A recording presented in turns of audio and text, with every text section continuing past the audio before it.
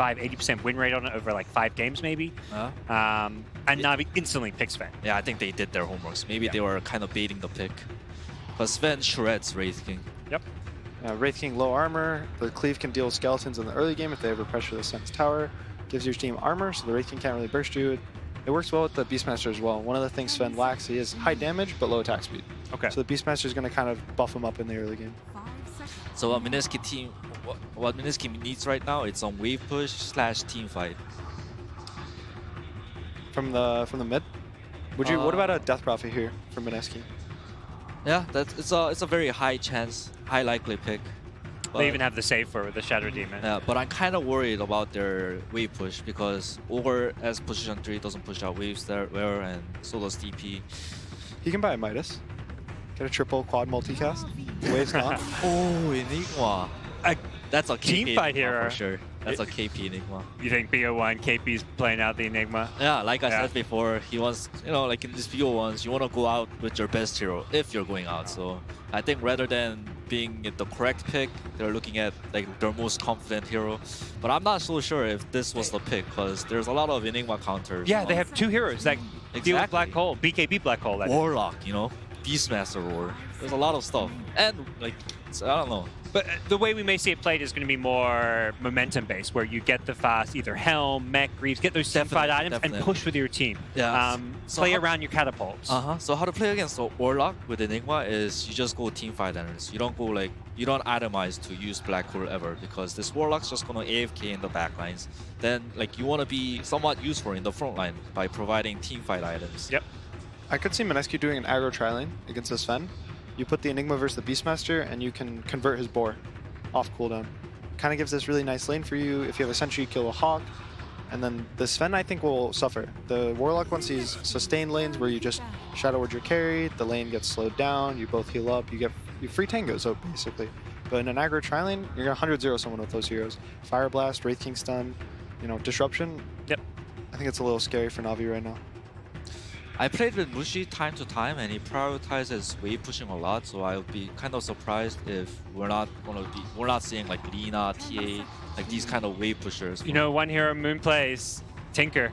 Is there any chance we see a Tinker? That's the the king of wave push. It's hard against Beastmaster Hulk. That's already got vision for you, but yeah, NaVi does have a lot of good ways to catch the Tinker, but yeah, we can definitely see some Tinker, especially with the Broodmother ban. Oh, Lina. Okay. It's a little more stable. It can lane against most mids in the meta. Deals with Sven. You can kite him before BKB. Even after BKB, Lina is very fast. Is TA banned? No. And that's a magical hero. A magical hero, yeah. It matches well up against most of the heroes, but Enigma's a little scary for it. I think it's a safer pick though. Yeah, Warlock's got the Enigma covered, so he doesn't have to worry about that. He just has to, win the Lina's lane and be a boss. I think it's pretty good against SD Ogre too, like those 2 squishy. Well, Ogre's not that squishy, but I think it's kind of linear on tankiness, so it's gonna hit a limit, especially on position 4, if it is being played as a position 4. As much as it feels like maybe they should ban TA, you see they ban Brood, and you're like, well, yeah, you don't want to get 10-pick Brooded in a BO1 elimination match. So it makes sense, you pick the lesser of the 2 evils maybe, assuming they even pick TA. Well, Mag seems like very confident right now.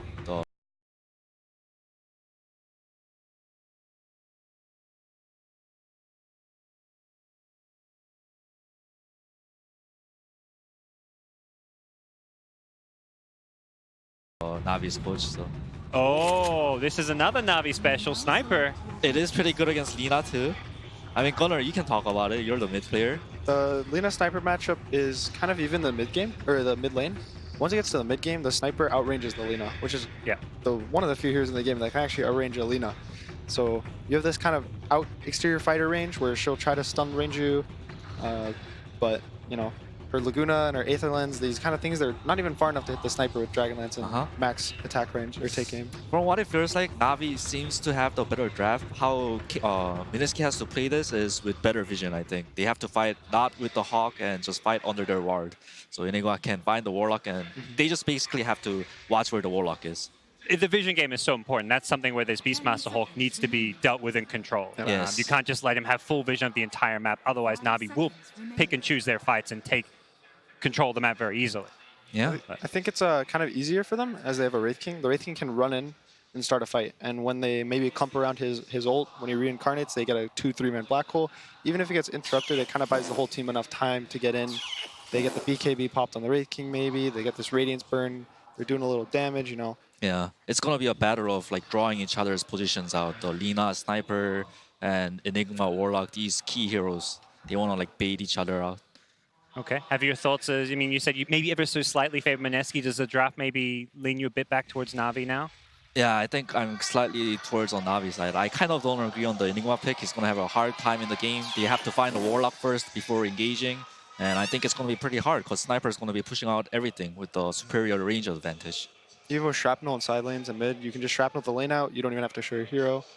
I think it also, their team fight's really strong with the Fatal Bonds and then the Magnetize and even the Sven. Yeah. A cleave with the Fatal Bonds and 2, 3 heroes, 4 heroes, 5, you know, everyone's dead. Yeah, but Mineski do have their comfort pick, so it's gonna be a pretty exciting game. I mean, comfort pick's the name of the game in these BO1s sometimes. Very clear, Yeah. NaVi recognize that, they go for it a lot. They also added that extra element of team fight with the Warlock, so really big team fights is going to be the name of the game. That's what we should be looking out for. Yeah, definitely. I think the game will be exciting around 20-30 minutes. This Enigma BKB, they're going to try to bait out spells, and it'll be fun to watch. Yeah, we don't see any chance there'll be a big explosion in the early game. We're going to go over to Casey on the stage. He's got Mag with him. That's right. We're just going to ask you a really quick question, Meg. How do you feel about your draft? I feel very confident. We picked our signature heroes, and we feel quite confident. That's all. Thank you so much. Thank you, too. Best of luck. Back to you guys. That's right, it's time for our final match of the night. We're going late into the night, and there's still a decent amount of audience here, and they've been cheering very loudly for both these teams, Mineski versus NaVi. Let's head into the game as we are going to be seeing the bounties unfold quite soon. And as we heard from Meg, I mean, I feel like both teams definitely just picked their signature heroes. Yeah, I mean, they picked Enigma into Warlock and Earth Spirit and Beastmaster. But at the end of the day, it's still a KP classic. Yeah. I mean, what do you really expect him to say in that position, though? Like, oh, man, we got completely outdrafted. I should probably not do my job. We lost in 12 minutes. I did a bad job. I'll be honest with you. I didn't even look at what Mineski's been picking. Hey, there's an interesting man on the screen right there. Nico Baby just completely bypassed attending DPC events and went straight to TI. That's the Anna. Yep. You just kind of show up, slow roll your way to TI. Rebounding runes for NaVi. Things already off to a great start for the CIS team. And NaVi, during the player intros earlier during the opening ceremony, you can still tell this organization carries weight. Yeah. And I think they probably won over some fans, given their like kind of steady and consistent performance throughout the year, where they've just kind of built up over and over. You heard in the interview that Seneko felt like this is a team that he finally really built from the ground up and really believed in, and would love to be able to take the Aegis with the crew like this, especially with Crystallized now taking more of a leadership role. He said he felt like he wasn't really playing with peers so much as people that he respected and looked up to. This mid lane matchup, Lina versus Sniper. Moon, of course, long heralded as one of the superstars of Southeast Asia, just wasn't really able to show it that much this year, as Mineski did not do so hot. And on the flip side of things, you have Magical, who I think is a very snowbally player. Like, this guy needs a good laning phase, needs to continue from that as First Blood. For the full defensive tri-lane, and KP's just going to be playing this off-lane solo Enigma, pulling the lane back for himself. Seems like they really want to secure this classic Nico Baby Wraith King, a strong start to the game. I think Wraith King is going to be... I don't know. I think this is a really hard Wraith King. Like, if you look at the other heroes, I feel like this Sven just kind of eats him up, and the Sniper can just outrange him and sort of play from afar. He's got multiple ways to distance himself if he goes for Dragonlance, Hurricane Pike. Once he gets to BKB, the stun becomes relatively ineffective. And this is going to be a really hard game for Mineski to feel comfortable going late game in. And that's kind of wild to say, considering you have an Enigma in your squad. Yeah. And perhaps like Wraith King is like a really good hero to be able to push down towers, so maybe that's why Mineski's taking this approach. They think if they get Nico Baby ahead at the start, he gets this fast Hand of Midas, a faster Radiance, he's going to hit that really big mid-game swing where he could just mow down towers and they won't have to worry about the late game. I think you can't play this Enigma like a neutral. I feel like you have to go for a more mid-game oriented play. Play around the fact that your Wraith King will hit like this 2-item timing and just sort of go for it. Because I feel like the game, the longer it goes on, you're just asking to lose because Seneko will hit a rock on you. It's so much harder for Mineski to execute their lineup once it gets to like the 35-minute mark. That's exactly why Febby and Gunnar did disagree with the picks so heavily, but we'll see what teamfight builds KP is able to pull out. I mean, there's something to be said for comfort picks too, which is what people seem to be favoring so far. Like you saw Hector was like, no matter what, I'm going to play Wraith King. And, you know, fair play. It's what he's good at. It's what he's comfortable with. You're in a best-of-1 situation. You want your team to not stress. And the best way for your team not to stress, pick them what they know how to play. Who cares about the situation? Nice roll in. If they can get the kick onto him as well. Moon's going to go for the early TP away, but it barely gets him out in time. Still, it's going to hurt his lane a lot. Has to TP all the way back. This is going to give Magical at least a full minute of space. Well, don't worry. Old Ninja Boogie is going to trundle along as the Ogre Magi and collect what little of the gold and experience he can while the Lina is away. But this is the matchup that Gunnar said was supposed to be relatively even, but eventually the sniper does prove to be superior just because of his range. This Blizzy, and he just continues to get forced out of his lane. I mean, the best part about Mineski's offlane, Enigma can just always idle on the range creep, and it'll eventually pull back to him. Plus, you're just denying a lot of XP for the enemy carry. Whereas, like, up at top lane, Nico Baby should have a relatively free time, considering it's a Beastmaster who's level 3. He's largely been jungling. Magical. Playing the right-hand side because he knows about this rotation thanks to Blizzy's board that was set up on the high ground. You know what the crazy part is? The Lina's actually ahead in CS, despite being forced out of so many of those waves. Yeah. Doing just fine for himself. In fact, they're identical, tied. Is that just the nuking advantage that Alina has?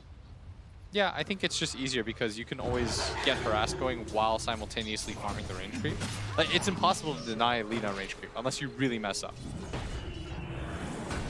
Enigma doesn't have much way to contest the bounty runes, and this Beastmaster's pretty locked in, so both teams just splitting the bounties and all their supports with a heavy eye towards that mid lane. You see Zayat, who had that 71% win rate of the 7 matches that he played during the group stage. Here on the main stage, he's looking to play what he's most comfortable with, and has already had 1 successful rotation on the Lina, looking for another, but that's where Ninja Boogie comes in. It's just kind of babysitting Moon, making sure that if somebody does try and roll in, he will be there to respond. Yeah. So far, so good for Mineski as they continue to hold their kill lead. Blizzy's game continues to be really rough as KP has no problems with just jungling. And if you look at his item build cap, he's deciding to go for the flats.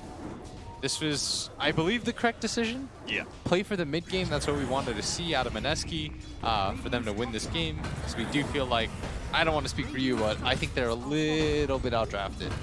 Yeah. It never feels good having to go for these sorts of items or plays because you know the onus is on you to end. And I feel like playing late game is almost always easier in a best-of-1 situation. Especially at TI where the pressure is so high. If you're Mineski, you know that, especially like in Nico Baby's position or something like that, like if you throw one team fight, the game just kind of could be over because NaVi are just naturally going to outscale you with this Sven and Sniper duo, even a Beastmaster being able to push you nice and late game.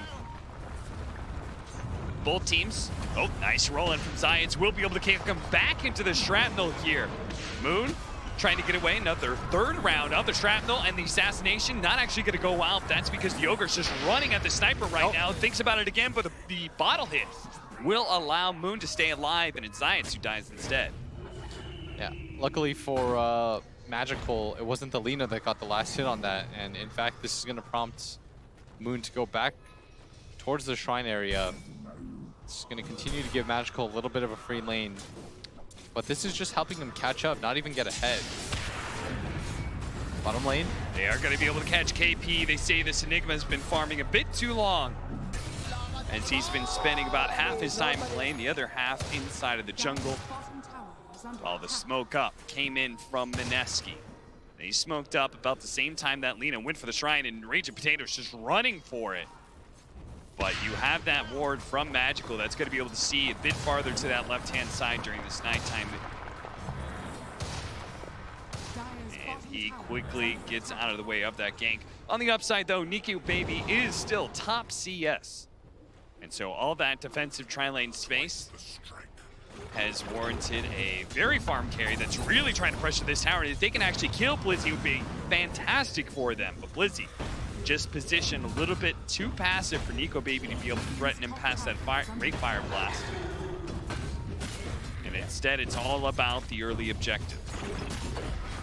Nico Baby has had pretty much nobody in his lane half the time. They're going to try again here, but the TP coming out.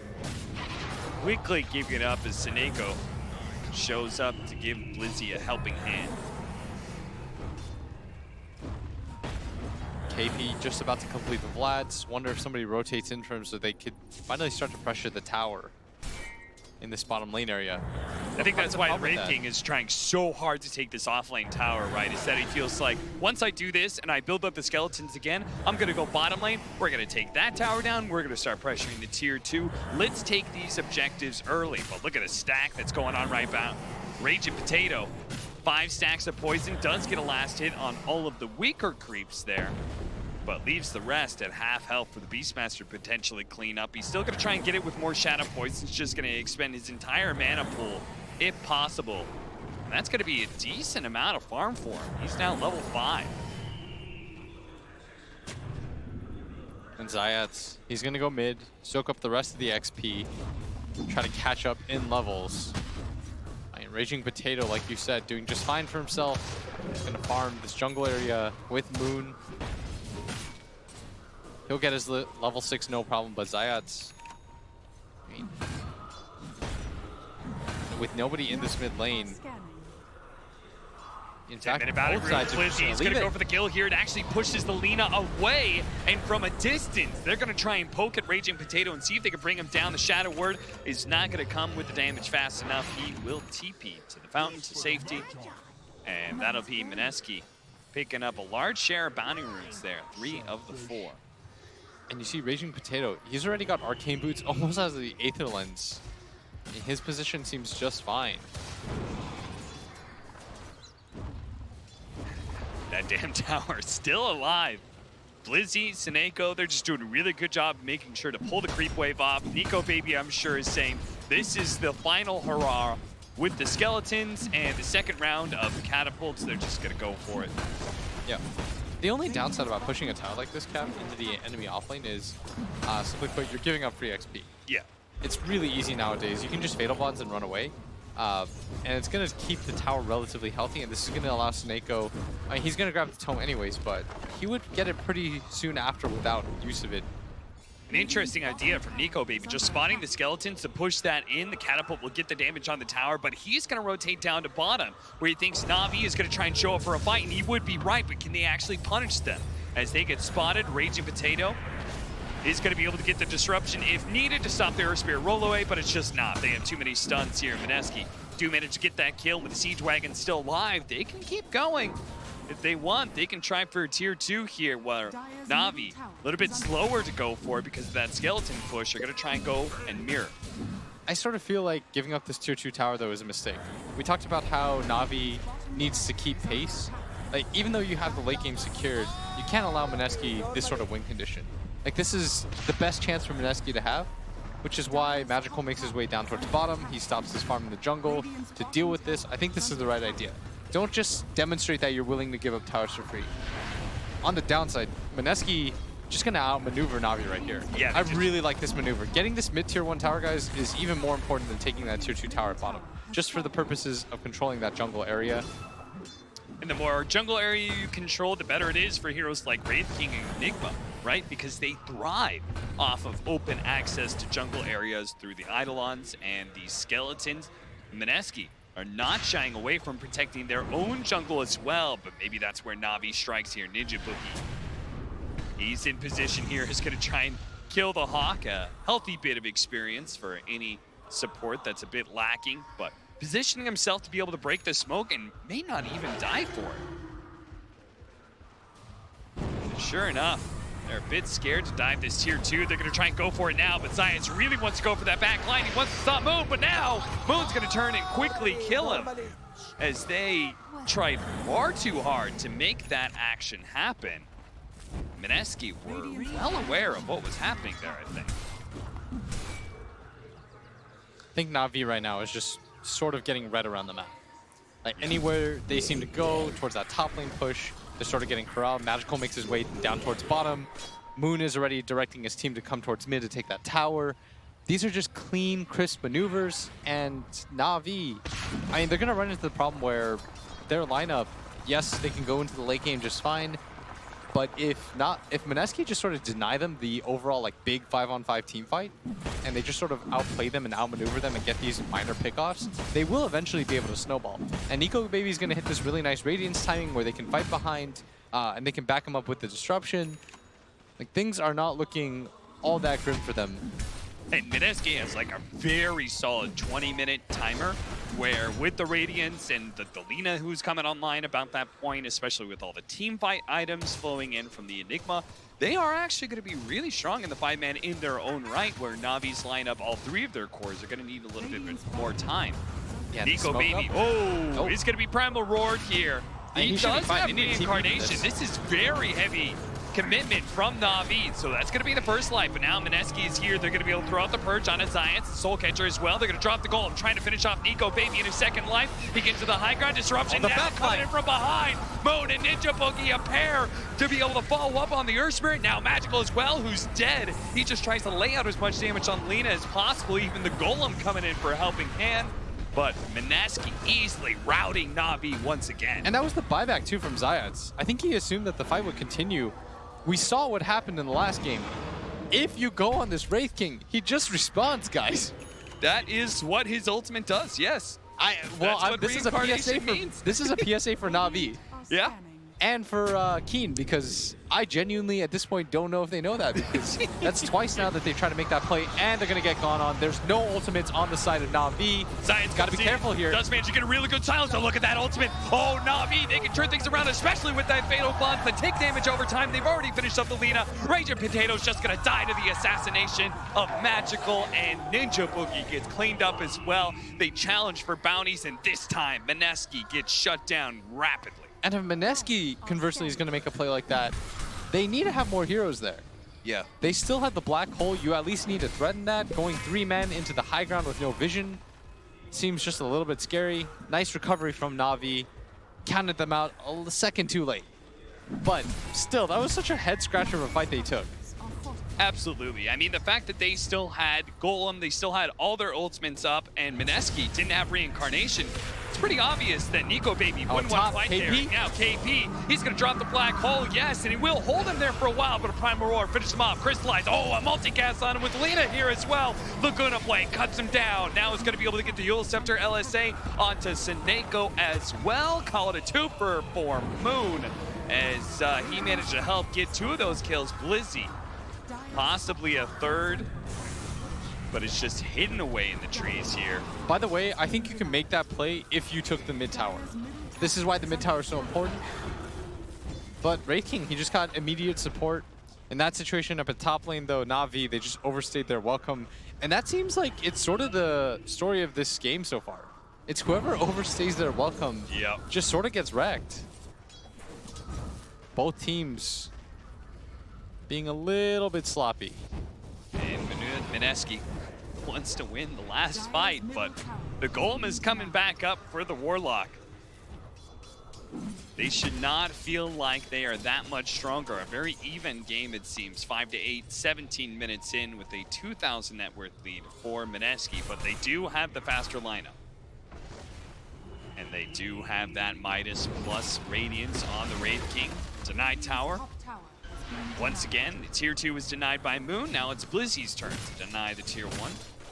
And if you're Nico, baby, you want this game to sort of reset for yourself just a little bit at least. And he's 0-0-3.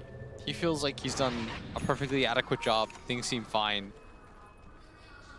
Hasn't died once this game. First to be able to cross that 10K threshold as well from all those farming items.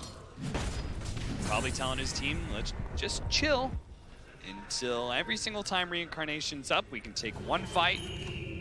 And then from there, the split push. But I love this. The Blink Dagger pickup from the Sven. NaVi trying to enable some earlier timings for their cores because those cores are kind of greedy. Certain items like Blink Dagger can speed your lineup up. Smoke up from NaVi as they start moving across the map. I think the next timing though is BKB. Like they got a few shots at this, but once Sven gets BKB, this is when he's gonna ignore the Radiance. He's not gonna care about any of that. He's gonna get on top of the Wraith King, and he's gonna pop his first and second life so quickly. Like Wraith King does not come that equipped with armor, which is why he has to go for the AC. I think one time we saw this matchup and he didn't is... Oh, Zayat. He's been nice very pickup. headstrong about who he wants to go for, just always trying to gun down Moon, but keeps on being repelled back by that Yule Scepter. I don't even know if I can really call that a pickoff, considering he just sort of walked into his waiting arms, and now the push towards this bottom lane is finally going to come. They faked it out towards mid last time, but... This time around, they will finish that commitment to the tier 2. Any more map control and Mineski, they're going to start running out of objectives to take. There's still that Roshan to go for. Oh, now they've got the Radiance, actually, the Disruption.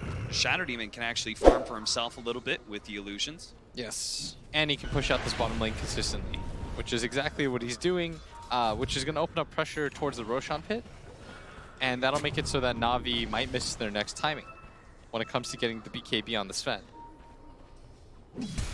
How close is he? He's got a K in the bank right now.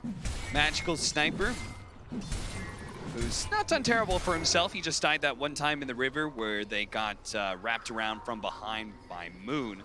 Other than that, 1-1-0. He's been farming away with his Tandem Midas, now has a Maelstrom, and is looking towards BKB or maybe Hurricane Pike.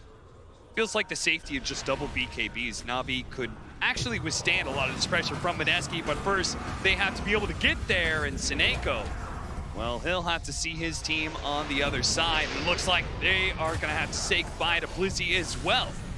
Gets caught by Moon.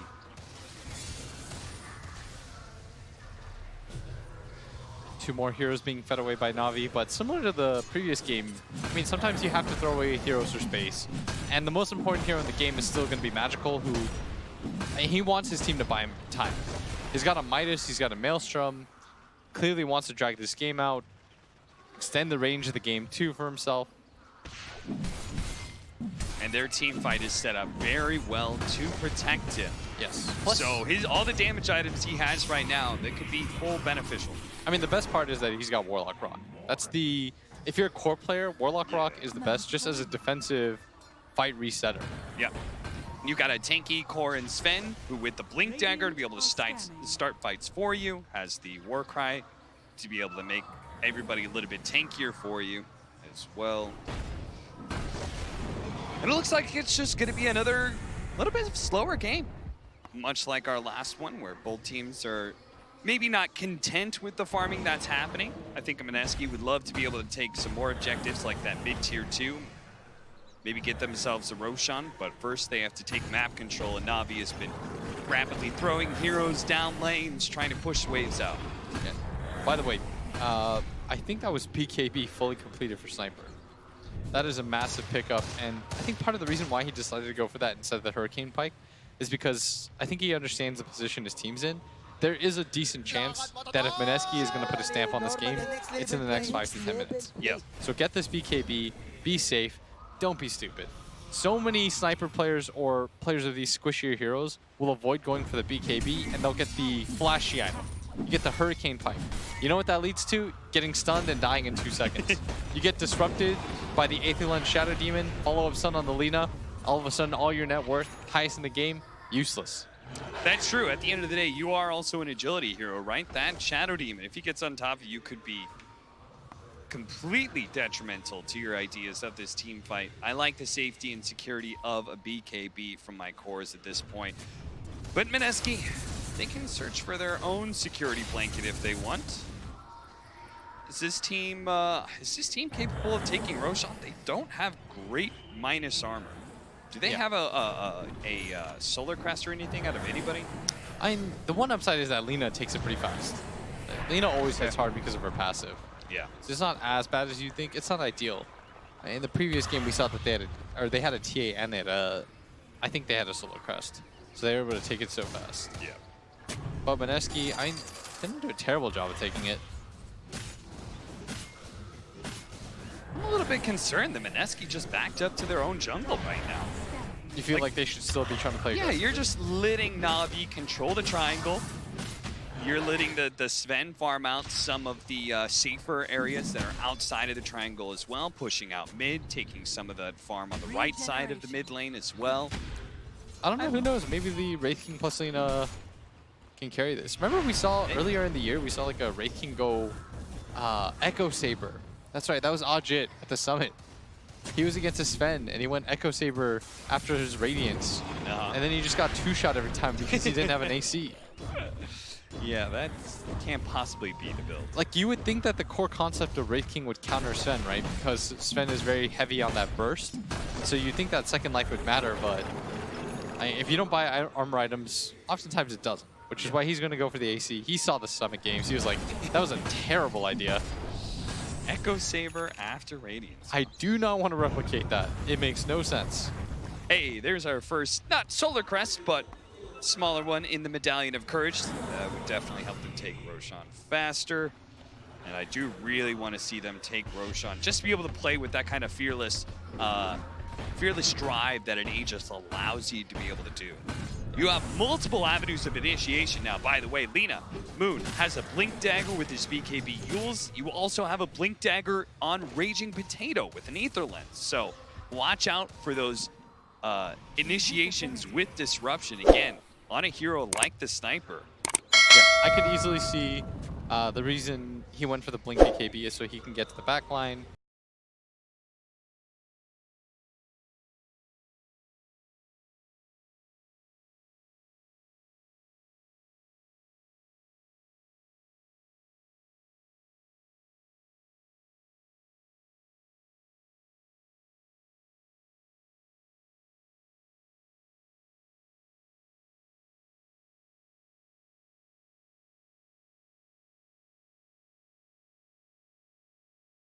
NaVi, who are pushing forward for bounty runes, quickly TPing to the other side of the map. Zayat, he may just try and roll forward to get that other bounty rune. If he does, though, he's going to be met by Raging Potato, who does get the instant disruption. Nico Baby's here to catch him with the Ray Fire Blast as well. Earth Spirit does not get a chance to roll out of this one. You know what's odd is that both teams are hitting their item timings, so both teams are okay with the pace of the game. Yeah. It's always weird when that happens, because neither side is really playing with that much urgency. I think NaVi's content to just sort of let them get these individual pickoffs, and Mineski's content with just sort of getting a little bit more map control at a time. This is one of the TI best of one syndromes where you're just a little bit afraid to make moves. Yeah, and is that more beneficial to NaVi because we both agreed that they had better late game, or is the timings of AC and Ashiva's around the same time for this Lina and Wraith King, is that just going to completely negate NaVi's farm on their big physical damage cores? I don't know if it'll completely negate it, but disruption, good save. Raging Potato also managed to get the purge. They have the Interceptor, no stun to follow that up because they knew Crystallize was going to use his BKB, but now they have to get a Raven Golem by the Primal Roar. Assassination, be able to finish it up. They do manage to get the Black Hole right on the edge. Roll in. He can't get to KP whatsoever, but they had no damage to be able to follow it up. Nico Baby was just a little bit too far away. A great upheaval, slowing everybody down. Magical responding to Moon, but Moon with the double damage, he can actually fight through that BKB, but Magical does manage to get to the high ground, so instead he'll turn back to help finish up Zayat. Multiple buybacks from Mineski. They need to be able to get more out of this one. They do manage to get Snako. A self-Yules trying to defend against Crystallize as best as possible. Disruption there as well. Soul Catch of Crystallize a little bit low. Oh no, and LSA actually barely clips them. They do manage to get the shot on Crystallize, but Moon is still dead. Nico Baby trying to finish off another round, and the Shadow Poison to be able to finish off Crystallize. But Nico Baby in his second life, look at him, he's just getting poked to death by Magical. Pew, pew, pew. Takes down the carry of Mineski, and now Ninja Boogie will fall as well. Mineski buying back to try and take that fight. They said this is going to be where we break NaVi, and what a big pop there from Raging Potato. That's multiple kills he's gotten off the Shadow Poison, but at the end of the day, it doesn't fix that. That was a bad fight for Mineski. They weren't able to get on top of the sniper. That is the biggest thing. It was even a very good hole from KP. He threw it in the hopes that he was going to catch heroes on the very edge, and the way that he was positioned on the high ground made it nearly impossible for NaVi to follow up. No one was going to walk through that hole to get to him. See that again. There was so many good ways that Mineski were able to kite Crystallize here, but the fact that the Golem gets dropped and that was just enough for Crystallize to be able to close this distance, get the Primal Roar out from Blizzy as well.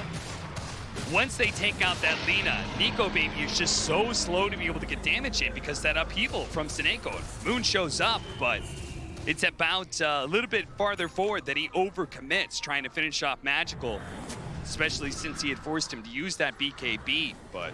Yeah, and you can see the frustration in his face. He should feel it. And the fights are always going to look like that if you can't get to Magical. It's going to be that slow peck of death. He had so much space to play with in that fight. This is exactly what Gunnar and the panel were talking about. I really liked their read on the game. They were going to say, this game goes on late. The sniper, he's just going to outrange you. Regardless of what items you get on this Lina, he's going to sit back, hit you from afar. You're going to overextend trying to get to him. And now he can go back for that flashy item in the Hurricane Pike. A better answer to be able to get some more distance against this Wraith King and Lina. I mean, distance is just going to be the name of the game, and NaVi have it in spades, both through the sniper as well as the distance and range of this Fatal Bonds plus Warlock. It wasn't even really an ideal fight for the Sven. He had already committed his God Strength. Yep. Plus, he was sort of in an awkward position. Wasted a lot of his HP too, and his BKB just trying to kill an Ogre. But that goes to show you how good of a sniper game it is. And it also goes to show you who is right in the game of Chicken where both teams were willing to farm. Crystallize dodges point blank as Blizzy trying to find the angle right now. Does have the roar, doesn't want to use it on Nico Baby. Nor does he want to use it on Ninja Boogie. So this is just going to reset things for the time being. Magical thought about walking up that hill. Let me tell you, Cap, no matter what you think about the game, no matter how far ahead you are, don't walk up hills blind. Don't do it. Mineski, knowing that that fight was kind of spoiled by that fast reaction of Crystallize. They just send Moon, go get one of those bounty runes. He's going to try and push in the mid lane, but Magical, he's not slowing down one bit with this Aegis. He's going to quickly chop down. Look at that initiation. Because of the Hawk, they actually spotted out where Raging Potato was. Mineski did not plan very well for the vision of the Beastmaster. Now the supports are going to get caught. Ninja Boogie does have a Force Staff. Gets the low ground, but it doesn't really matter for NaVi. They have waited long enough. They say now's our time to be able to wrest control of the map back from Mineski. We're going to be the ones to take objectives and even threatening going into the high ground. Yeah, they did smoke so that they can sit behind Magical. He's got this Aegis, and he's taking this pretty quickly. And the best part about playing Sniper in a game like this, Cap, is you have so much that can frontline and initiate for you. And I mean, just look at the way he's just chopping down this tier 3 between interbeast. They're gonna force look at that, the aggressive force staff. Does manage to get him up into the high ground, but there's the golem drop. It's gonna be Ninja Boogie down first. Nico Baby in the back line. They do have the black hole. It's quickly canceled by the assassination, and that's 3 dead of Mineski with no buyback. That's why they were so low to take a fight. But when it finally comes to them from NaVi, Mineski quickly gift wiped, and that could just be it without buybacks. And this was our concern and the panel's concern. If you throw out the hole like that and it doesn't completely change the course of the fight, your hero's gonna feel way too slow. Oh, look at that. They know there's no buyback. Yep. Nobody bought back, and there's no hole even if they had it. They've got Aegis, they've got the Solar Crescent Sniper, NaVi, they've got everything up. They're daring Mineski to do something about it. Mineski, though, only need a few more seconds to be able to get there. You gotta fight now. Overextend themselves on the throne. We'll have to see as they make the initiation on Blizzy. Trying to finish him off, not quite enough. So now they have to deal with a sniper who's trying to hit the throne right now. It is going to be Blizzy down from the Laguna Blade. They're going to be able to catch the sniper as well. It's forced to use his VKB. That's the Aegis. He won't have the magic immunity in his second life. This is trouble for NaVi. They're going to have to leave Magical behind. They took the tier 4s down. But did they just throw away so much of the game? They just gave away a wicked 6 streak to Nico Baby. It depends on what you can do with it right now for Mineski. There's no bounty runes to go for, which is unfortunate for them, but there is a mid tower for them to go for. You have to claim some real estate back on the map. It's still only a 3k gold lead for NaVi, but you can see how impossible the fights feel when NaVi aren't just diving their base to try to end the game. What is... Zions got 8 more seconds for his TP. So they'll probably just have to give up this tier 2 for sure. Yes. But NaVi, at what point do you commit the buyback to defend this high ground? You probably don't. You really don't want to in this position. You just say, okay, if they take it, if they have the power to take it, just call it 1 lane of barracks, that's good. And they're going to fight 4-on-5, and since Mineski used buybacks for that defense, they don't want to overextend, but Nico Baby's taking this so quickly. We're seeing the power of the Solar Crest here, and they might just trade racks. The upheaval is about to fade away, so if Mineski want to, they can start retreating as soon as they finish up this melee barracks. I can't believe they just traded racks like that. Mineski, they just sort of went for it, and NaVi weren't prepared to fight. NaVi really don't want to let Mineski be able to get away for free, especially with a sniper up in 2 seconds time, but Mineski, a clean escape. And the gold lead has been just cut almost completely. Even with the Aegis, if the sniper's in that bad of a position, if you overextend to try to end the base like that, you're going to get caught out. They are going to get on top of you. What's really helped so far is his team's able to frontline and get so far ahead of him that he can just kind of choose his fight. But there wasn't a lot of open ground for his team to cover. It was either where they were or the fountain. 10 minutes go. Mineski, we're up by almost 7,500 net worth. Just a minute or two ago, it was NaVi up by 5k, and now we find ourselves in a dead even game. In this best of 1, the last series of the night, both teams feeling the pressure of TI building up. And some of the cracks have begun to show. Yeah, and NaVi gonna do the smart thing. Try to reset the game for themselves, take the shrine, but Mineski is just doing the exact same thing. And they have taken full advantage of the fact that NaVi did go for that ill-advised fight, trying to end the game right there. They could have been happy with just taking the racks, but felt like they sensed blood, the buybacks. Weakness. They may not have it on Nico Baby, but the rest of the team could be getting their buybacks soon. They do have BKB, an INTERCEPTOR for the Lina. That's such a big pickup on her. This is your sniper killer at this point. Yeah. I mean, when he's only sitting at 1,800 HP, having a nuke like that, half his HP just through the pure damage of the Laguna Blade, will certainly do a lot for Moon if he can get there. Raging Potato actually has his own. Look at him. He's got the level 20 talent, and he's building towards that INTERCEPTOR. He could buy it right now. But I think he's waiting till he has enough to be able to hold on to buyback as well.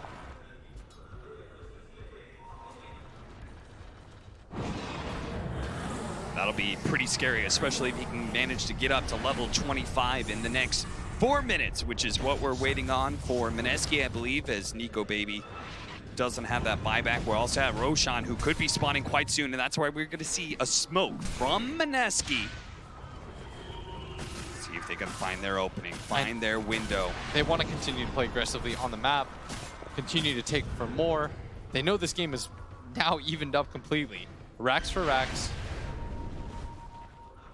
NaVi gave you a second chance in this game, a second opportunity to be able to make it through this just crucible of the best of ones in this playoffs and move on to the next round. But how are you going to take advantage of that opportunity? Are you going to sit back and farm and wait till you have your buybacks, play it safe in that regard? Or are you going to try and challenge this Roshan that NaVi is very clearly setting up for and just spawned? Looks like they're content to chill for the time being, but I mean, they've got to get back to this Roshan pit cap. The benefit of NaVi actually losing their mid-racks here is that they can just kind of defend the area. Look how quickly it goes down with the Inner Beast and this minus armor and all this physical damage. Mineski, they're moving over nice and fast, but the Hawk has already spotted him. They have to respond to this in... Nope, out of time. It's not going to be fast enough, and now, if anything, Mineski could get caught, and that's exactly what Science is planning on. He blinks forward, Soul Catcher on him, almost finishing him off, and he does manage to get a 4-staff down into the low ground, disappears with a Glimmer Cape, and the shots from the Eidolons will not finish him off. So, NaVi do manage to get that Aegis and Cheese for free. Mineski do not get caught, though, in their awkward positioning, but they're also not slowing down. They're thinking they may catch NaVi by surprise. Yeah, maybe they think NaVi will split up to farm a little bit, see what they can get, but they've got to be so careful because they're all-encompassing teamfight ability. Oh, they found the moon!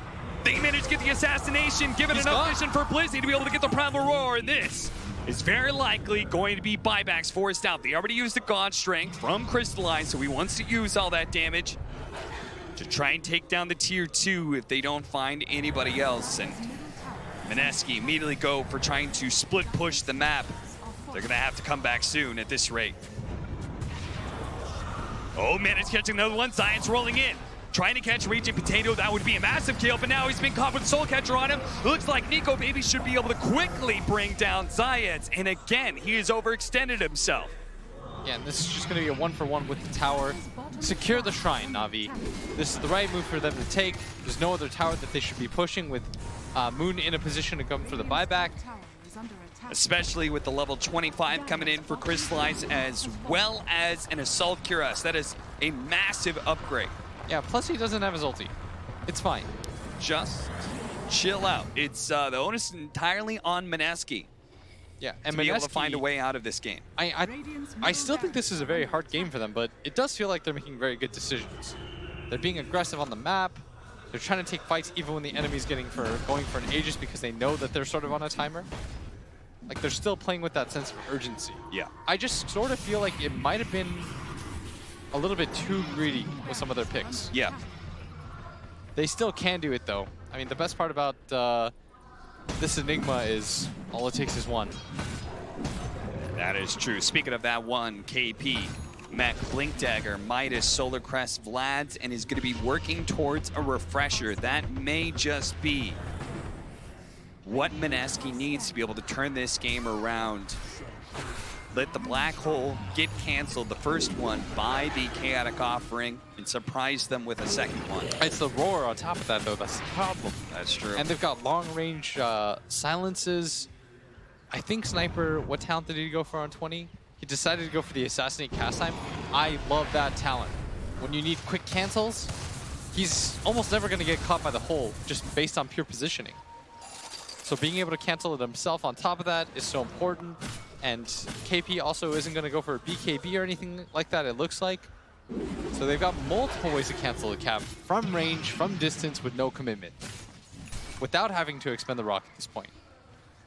Tell you, Blitz, it has been a long opening day as we are closing in at midnight here in Shanghai, and I can't imagine how the players are feeling right now. 41 minutes in a best of one, elimination on the line. You've worked so hard to be able to get here. NaVi, they've worked all year long to be able to get here, while Mineski have had plenty of shakeups. Nico Baby charging up into the high ground, one of the few heroes that can ignore the high ground rule and just face tank. But NaVi, they chose not to take that fight around the Wraith King. They're instead going to push into the top lane. Let Magical start laying down that damage onto the tier 3. And this is what led them to getting Rex in the first place at bottom. Got the disruption, but now Raging Potato in some trouble. He do manage to get the force staff away, slowing down the Sven, but they're going to use the Primal Roar as well. He does have buyback, and with his heavy commitment coming out from NaVi, they need to be able to get outside of the base, back to safety, but Nico Baby just won't let him. He's going to stay on top of Crystallize. Now the BKB's already used, and Magical's at half health as well. He's going to go for Snako, but that will summon a fresh golem. Mineski need to be careful with this one. There's the golem with the Fatal Bonds as well. Nico Baby tied up to Moon. Doesn't care though. Keeps on marching forward. Does manage to get the stun, a follow-up stun as well onto Magical, but Moon has been forced away. A blink back now from Nico Baby, but Zayas sees that opportunity to be able to slow down the heroes. He's gone down. Finish up the Enigma as well. The roll in from Zayas. Managed to nail the Wraith King, but dodge another stun with the disruption. Moon, now he's the one who seeks weakness as he blinks forward, but Zayas has already rolled a little bit too far away for the Interceptor. Same goes for Raging Potato. He does manage to get the Purge, but there is a roll away from Zayas. As they see the buyback from KP, NaVi is on full retreat, and Mineski is on the hunt, but they can't seem to find anybody. Not yet anyway. 4 seconds for a blink up for Nico Baby. He's got a blind blink in over and over and over again, but NaVi are just too damn fast. They will not be caught by Nico Baby. They will just give up their shrine and say, that's fine with us. Force another buyback. All right, so 2 things about that fight. One was the initiation into the base, all inning for the SD. Yes. Not really sure what that was all about. Yeah, I was like, do they know he doesn't have buyback or something? That was a curious one. And then I saw he died, and he did have buyback. I mean, it is important for him to die. He's got the Aghanim Scepter, reset on the disruption, but not so much for diving behind that base, using your cheese, because part of what happens is you force your sniper out of position going for this play. Yeah. Secondly, it was KP. He was in the trees at the top area, and then he just got caught out and died. Yep. Maybe if he has Black Hole, or if he's able to catch the back line, he can get some sort of hole for his team, but just got caught out before he was in any position to do so. I was very surprised that Nico Baby gave up on that chase and turned towards Snako. When he had Magical, he could just keep running at Magical in that place, and Magical wouldn't be able to turn around like he did later. And you can see KP hiding in that top area. Ends up getting caught. Just, you know, this is his signature Enigma, but hasn't had the impact that we've seen in the past. Yes, not at all, but I mean, it is a very hard Enigma game. When you're staring down a rock plus roar plus the assassinate. But at the same time, you chose to pick that hero into these. There's no way that KP said no to this hero and they picked it anyway. He had confidence he would be able to pull something, some sort of rabbit out of the hat against these hard counters. There's so many hard counters, Cap. Everybody comes equipped with a stun or a way to cancel it on the side of NaVi. It's not even like they have an all melee lineup either. Oh, Zayas. It's going to be stunned up. Abyssal just to make sure, and an instant buyback coming out. NaVi, do they really want to take this fight right now? It seems like it with a buyback coming out from Zayas. They think there's something wrong with Mineski's position, that they can win the engagement, but Mineski, they played it pretty cautious. Yeah, just for a second it looked like Mineski had stepped forward a little bit too far as they take back the gold lead. I mean, they've been in a pretty even position this game, despite what we talked about being such large issues for them. And they've actually got some sick upgrades coming their way.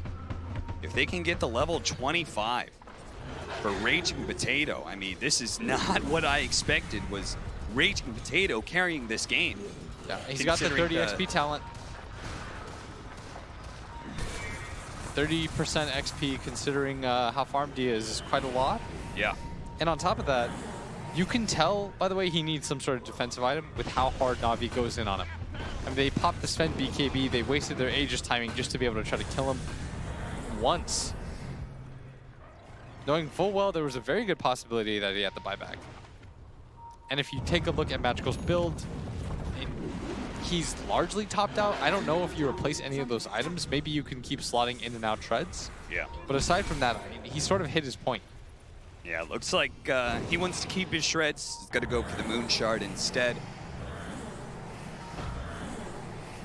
Poison after poison. Zayas sitting up is actually going to be able to get the push in. Two-man stun because of that, but the Abyssal Blade out onto with the Soul Catcher as well. That's a lot of damage, but will they have enough to be able to finish him off? They will. That is good enough.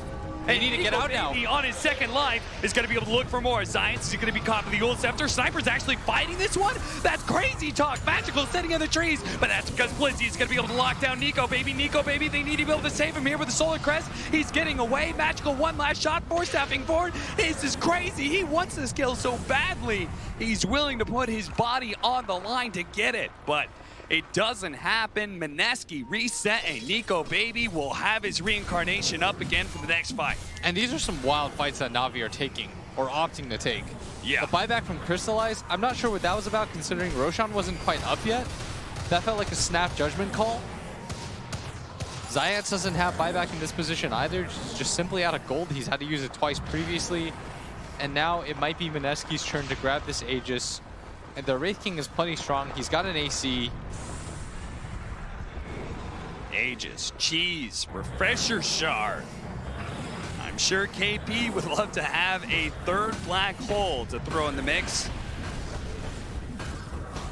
47 minutes in, I did not expect to see that Mineski, especially after they almost got throned by NaVi. Throne went down to half health before they were finally able to repel NaVi and get several kills. I did not expect to see them taking over the late game like they are with this lineup. I don't think anybody did. I definitely did. Yeah.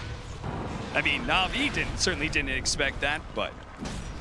Yeah, what a wild back and forth game. For a second, I thought the game was 100% over. Then they wasted their Aegis timing cap, going for that dive at top. Yeah. They wasted everything on that. Sure, they got the kill on 2 heroes and they forced a support SD buyback, but missing the timing on the Aegis I felt like was more key. Then they take the fight in that position right there, trying to go for it. Sort of resets things. And the good news for NaVi is that they can just continue to hold high ground around Magical. Oh, yeah. I mean, how do you approach high ground if you're Mineski against Sniper Warlock? But the downside is, it felt like they were able to fight for so long and now they just can't. Yeah. And Mineski is... I mean, Raging Potato is so annoying to them. I mean, this guy's positioning in team fights makes it so that NaVi has to pretty much dive his base to get to him. That means he's doing something right. Also, just the sheer amount of farm that he's got. He now has an Aeon disc. Yeah, that means he can just dive in and get the disruption on this sniper. He's got the charges of disruption as well. And that Aeon disc will allow him to live long enough to be able to get another disruption and maybe a third one. And that could spell doom for this sniper who's top net worth right now, but is about to be eclipsed by Nico, baby, who has the better map control with Wraith King. Yeah, what a crazy position we're in considering what happened 15 minutes ago with that mad dash towards the throne. So long ago it feels like. Ninja Boogie dropping the gem so you can check the board on the high ground if it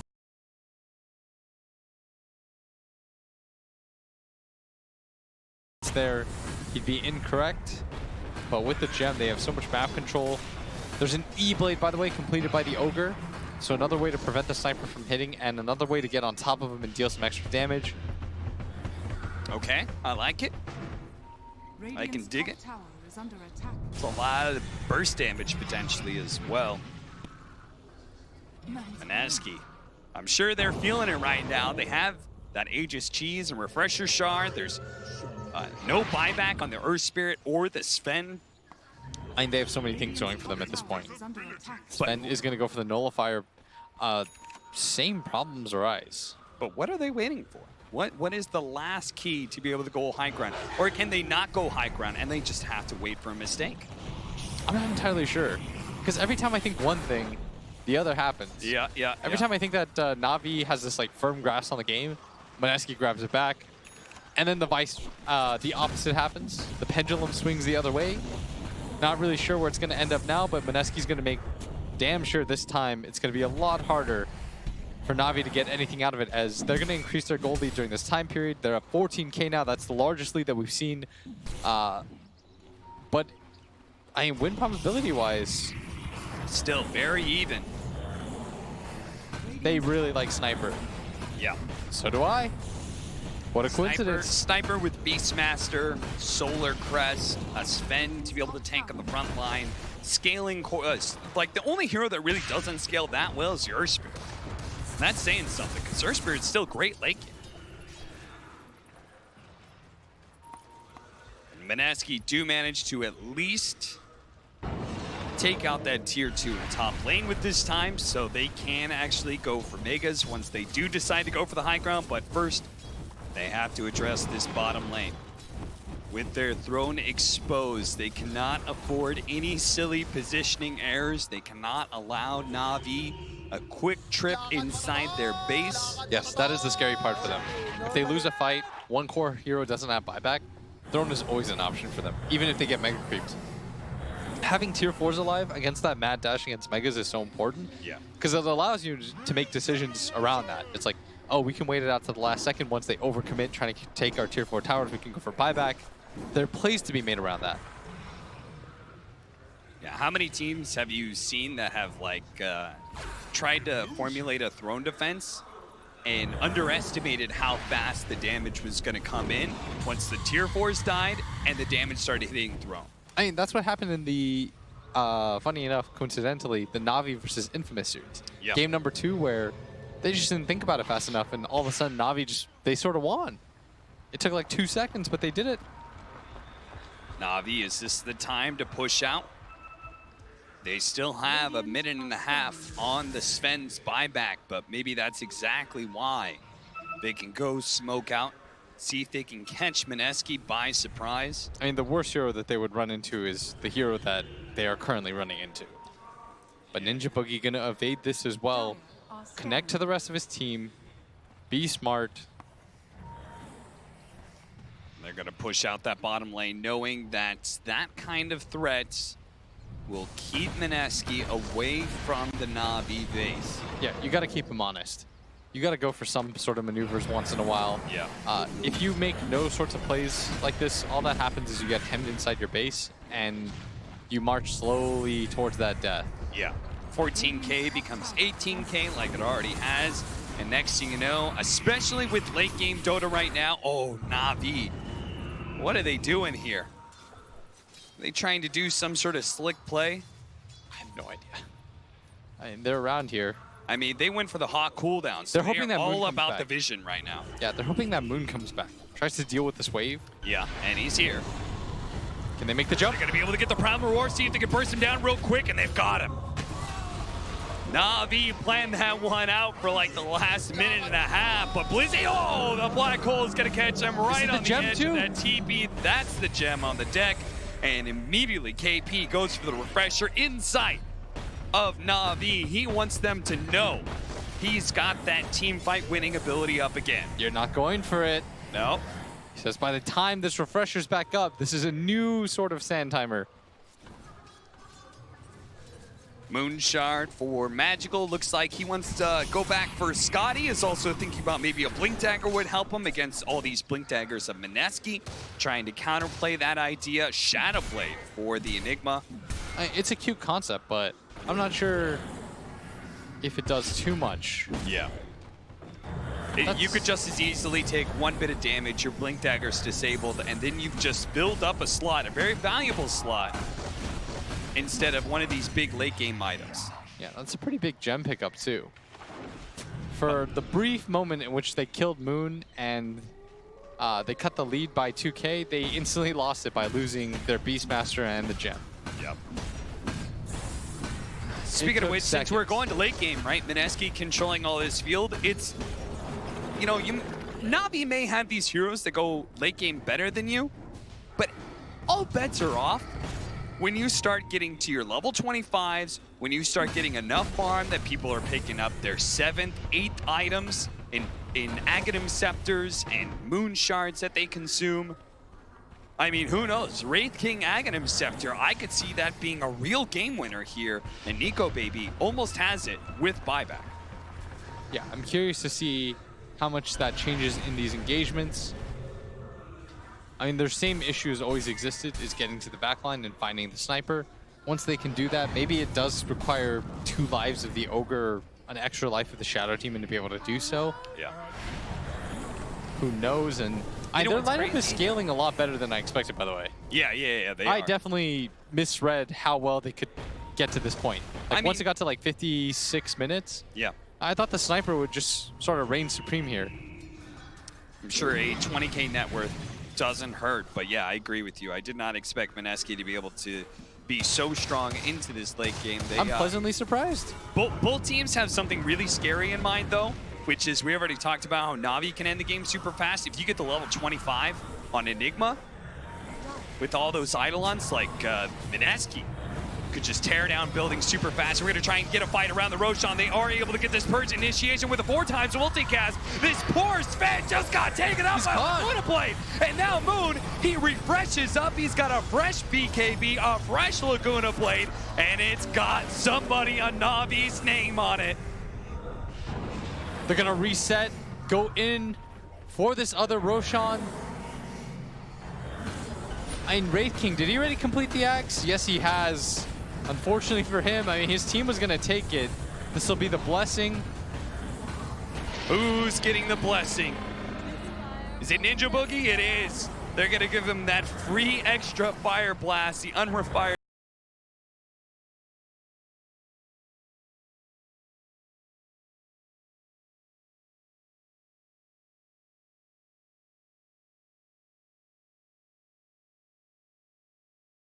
Fire Blast for some extra power. And KP. Okay. Popped his refresher. I don't think he needed to do that. No, I don't think so either, but he did.